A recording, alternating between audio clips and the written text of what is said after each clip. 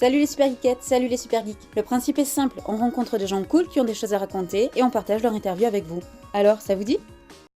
On s'appelle les super geekettes. En venant au TGS, on avait une petite idée de ce qu'on voulait faire comme vidéo, à savoir la place des femmes dans ce milieu de geek.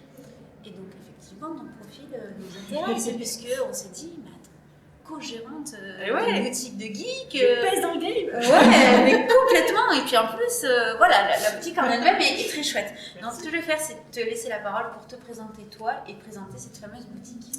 Et ben, moi je m'appelle Amy, j'ai 31 ans.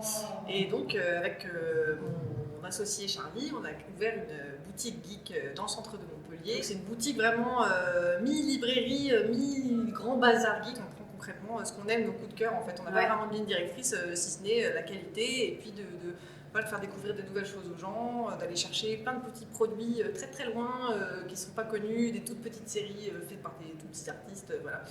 Et aussi des choses un peu plus grand public, mais de faire un mélange un peu qui s'équilibre bien et pour que les gens trouvent chez nous des choses qu'ils ne voient pas ailleurs en fait. Et beaucoup de livres aussi parce que je suis libraire depuis plus de 10 ans maintenant. D'accord. Et en fait, j'ai bossé dans des grandes librairies à Paris. Voilà, j'ai appris le métier et puis ça me trottait dans la tête quand même. J'ai créé en fait des rayons de livres geeks dans mes librairies où je bossais avant.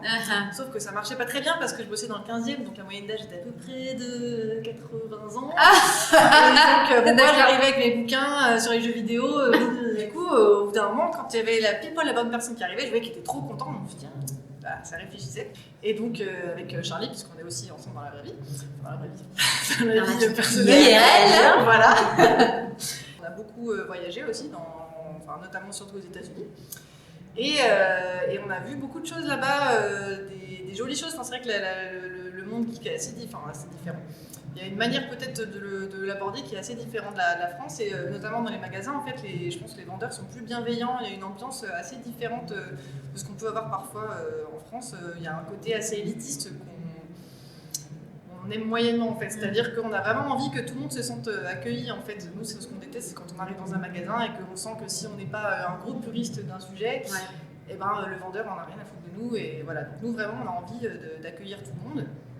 Et d'ailleurs, c'est aussi un autre objectif du magasin. En fait, on va avoir une deuxième pièce qui sera dédiée aux événements, en fait, et dans lequel on va faire plein de choses. En fait, concrètement, il y aura du matos pour faire des projections, il y aura des tables pour faire des ateliers, il y aura plein de choses. Et en fait, on a envie de mettre à contribution nos clients aussi. Voilà, s'ils ont des talents particuliers, s'ils sont passionnés par quelque chose, en fait, on a envie de mettre ça à la disposition d'associations ou de clients passionnés, en fait, pour qu'ils puissent présenter leurs idées, leurs projets.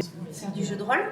Exactement. On a eu beaucoup de demandes et voilà, on a justement des clients qui sont maîtres du jeu mais qui n'ont pas forcément beaucoup l'occasion de pratiquer ou qui sont timides. On a vraiment envie de créer une communauté en fait, que les gens puissent se retrouver, qui ne sont pas forcément jugés, qu'il n'y ait pas de pression par rapport au fait qu'ils sont débutants ou quoi. Enfin, voilà, Justement, par rapport à votre vécu, donc tu disais que vous aviez beaucoup voyagé.